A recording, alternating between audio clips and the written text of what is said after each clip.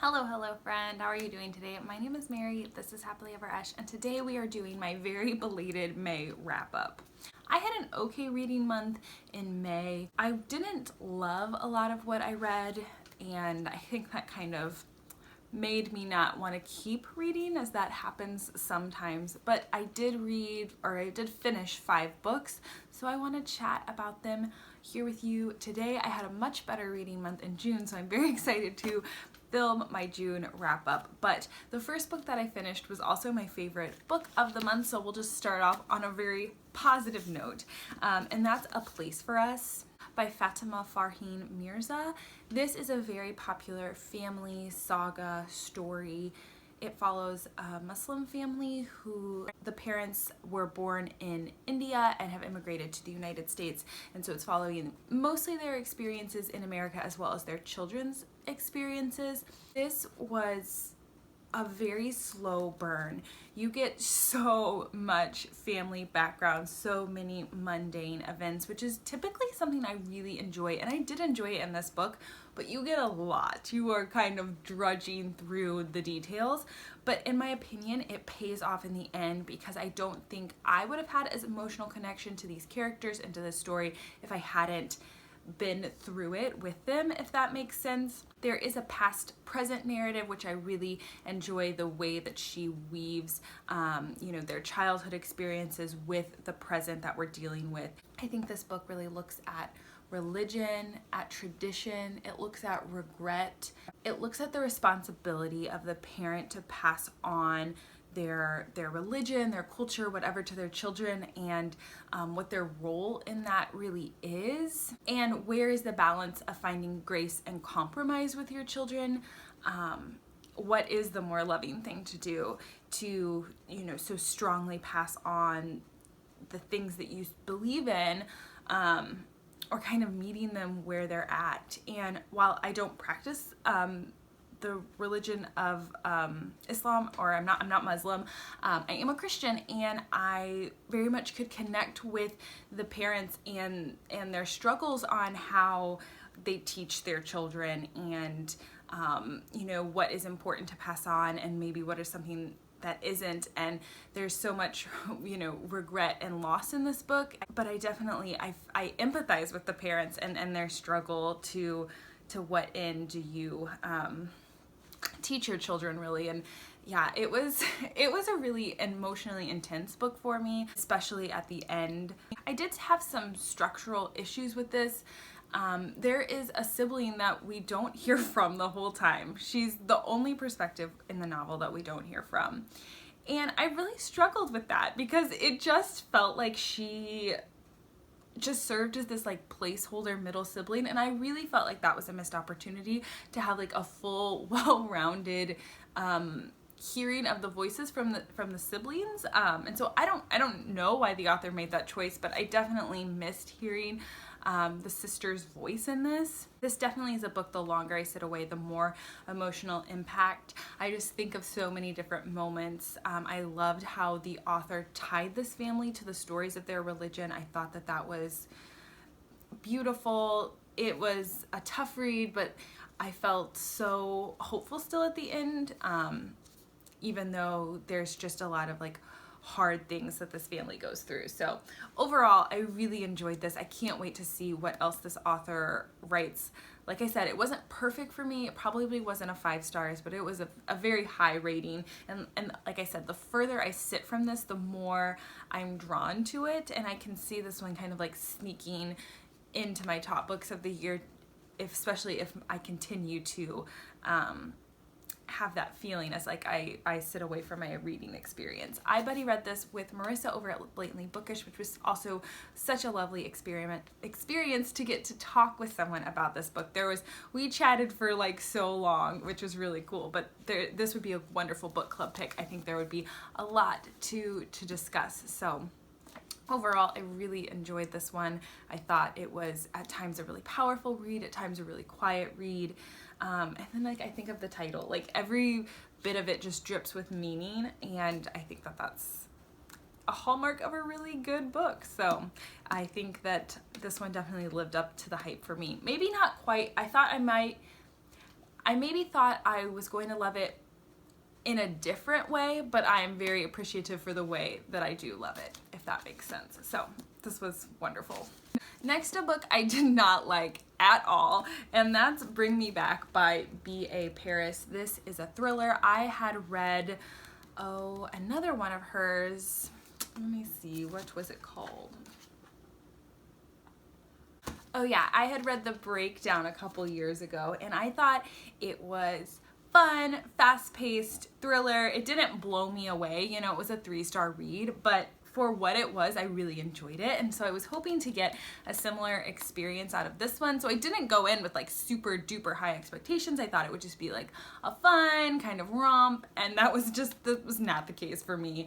I didn't like the characters. I thought that the storyline was silly. I was rolling my eyes the whole time. It just was outlandish and ridiculous, and it was not for me.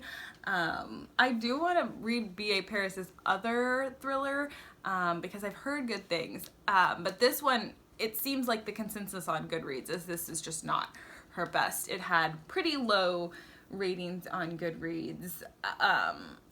And, you know, I bought it for $1 at a thrift store, so it will be going back to the thrift store. I did not like it at all. All right, next I finished the 4th book in the Anne of Green Gables series. This is Anne of Windy Poplars, and like always, it was a joy to be back with Anne and just experiencing her experiences. This was definitely my least favorite that I've read so far. I think it's a transition novel really between Anne's unmarried life and Anne's married life, so we're getting that transition, and I definitely feel like this book felt like it, but I can't help it. I love it. I love being with Anne.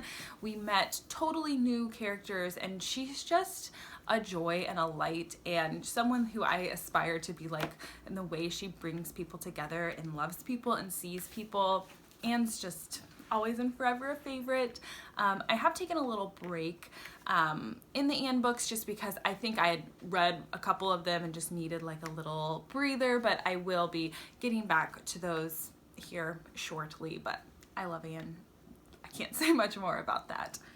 Next was a middle grade novel, and that was Paper Wishes by Lois Sapabin. This is a middle grade novel, and it's set in the time of World War II in the United States when Japanese Americans were sent to internment camps. So we're following our young protagonist, Manami, and her family who have to move from their home into these internment camps. And that's a really heavy part of our United States history, and so I was really excited to read a middle grade story to see how the author deals with this.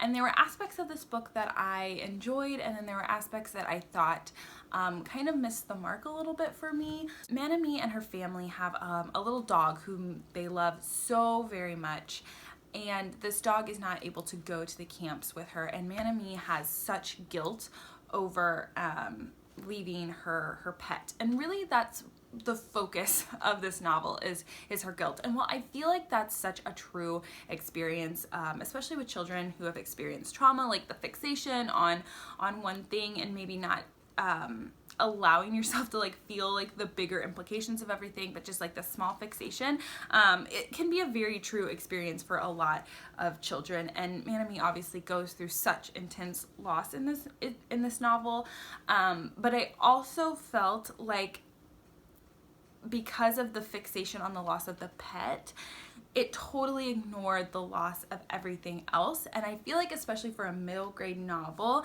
that needed to be explored more explicitly than it was. The whole policy was rooted in racism. I just don't feel like that was explored enough. And it is middle grade, and you know, I think that there has to be a deft touch to dealing with this, but the racism aspect just seemed totally glossed over, and I felt like that needed to be drawn out more. I will say I loved the family dynamics. I loved how the family cares for each other. I loved kind of learning about the community, and this family's from an island, I believe in Washington, maybe? Yes, an island in Washington. And so lots of these families go, and so it's interesting to see how there is kind of like a community set up in this internment camp. And then there's also like a dynamic between this island and the more rural peoples versus the people who had been taken from cities, and kind of the different experiences and the different responses to the camp from kind of different people in different walks of life, which again I just wish was explored a little more. And it's a very short novel. She didn't have time to totally hash out all of these things. I also loved the little pieces of the Japanese culture that were put in this, like the tea ceremony. There was also like a lamp ceremony, and I thought that was really cool, like the look into the culture, and I definitely enjoyed that and I wanted more of that too. So maybe part of it is like I was reading a short middle grade novel and I need to like look out other resources so I can educate myself. I don't expect this book to do all of that. I just wanted a little more from it. So overall, it was an okay read for me. I did buddy read this with Amanda over at the Curly Reader, and I really enjoyed discussing everything with her. That was a joy. And yeah, overall, I think that this was an okay book and an okay look at the topics, but I definitely would want to seek out more resources, especially if I was giving this to a middle grader, that they would have more access to information to get a more full picture of what's going on here. So that was a lot about that tiny little middle grade, but I just had very conflicted feelings about how the information was presented in it. All right, and then last, but it wasn't least, but it wasn't that high either, is In the Unlikely Event by Judy Blume. This is Judy Blume's only adult novel, I believe. And I must say, I was a total Judy Bloomer as a child. I read like all of the Fudge and the Super Fudge books and Are You There, God? It's Me, Margaret. So I did love Judy Blume. I did not love her adult novel. This book is set in Newark, New Jersey, and it centers around plane crashes, which are true events that happen in Newark, New Jersey. You can look it up. It was something that I didn't know that happened. But Judy Blume was affected as a child by these plane crashes, and this is really her exploring her younger self, but also her community's reaction to these plane crashes.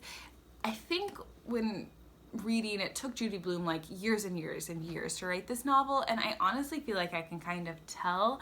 The book felt very disjointed. We're getting all of these different perspectives, and I love multiple perspective novels, but I do not feel like Judy Blume pulled it off well. It was confusing. It seemed like, why are you giving me this person's perspective? And really it felt like two novels. We're following our main character, I can't remember her name, and her family and her community and her response, and then we're also following all these other narratives and storylines from the community, and they never really fully connected to me.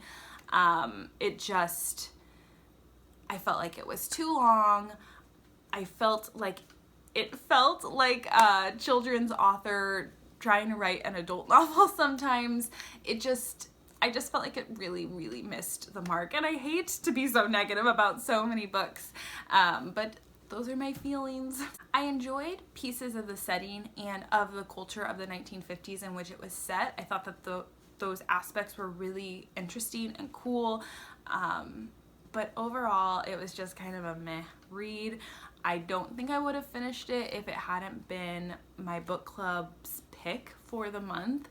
And I did own it and got rid of it a couple years ago, so I definitely just feel like it wasn't a book for me, and I had gotten rid of it. I would have never read it without book club, so you win some and you lose some in book club, but it was still really good to discuss it. It felt like the overall consensus was similar to mine, just a meh reading experience. I feel like potentially it could have been a better book if it had been edited a little more, and I wonder if it was so personal for Judy Blume that it was hard to write about, and I think that might happen sometimes. So I don't know, lots of speculation, but sorry to end on such a downer note, but I loved A Place for Us. We'll like keep those feelings for the May wrap up.